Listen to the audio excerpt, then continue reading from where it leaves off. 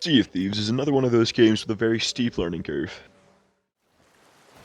But I'm here today to make it a little bit easier for you. We're going to be kicking off this series with a topic that's at the very core of this game, and that is combat. But let's start off simple. First, the Cutlass. The main abilities of this glorified butter knife are, in fact, attacking, blocking, hopping side to side, and dashing forward. Simple stuff, but if you didn't need it, you would not be watching this right now. But still, you'd be surprised what you can do with these mechanics. One of the most useful moves in the game is called the sword lunge. First block, then dash forward. Right before you dash, jump. And you should fly forward. Now that you know how to use the Cutlass, let's move on to the firearms. First, the flintlock. Use the block button for aim down sights, attack button to fire, press the attack button again to reload. The thing with the blunderbuss, just much closer range, bullets spread out much like a shotgun. Last, the eye of reach. Same controls as everything else, but this time with the scope. Now let's talk about the fun stuff, like ship combat. Cannons are simple to learn, but hard to master. Main thing you want to be keeping in mind is both the movement speed of your ship and the ship you are firing at. For instance, if the ship you're firing at is moving faster than you, aim towards the front. If you are moving faster than them, aim towards the back. Make sure you also compensate for bullet drop down. Thanks, Newton, you make my life miserable.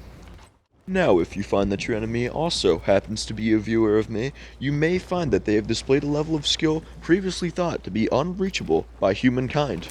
If their cannon aiming happens to be so impeccable that they have downed your mast, what you must do is raise the mast as if it were a sail, and simply repair the base of it with 3 wooden planks depending on the severity of the damage. Damage can also be inflicted on your ship's capstan, wheel, and hull. And just like your mast, they can also be repaired by wood planks from your wood barrel.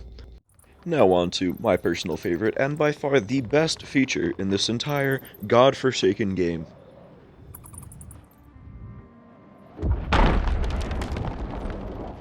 Gunpowder Barrels can be ignited both by pressing the attack button while it's in your hand, or shooting it with a gun.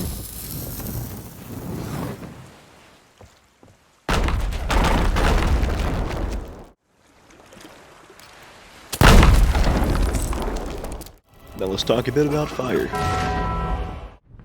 In Sea of Thieves, fire can be caused by many things.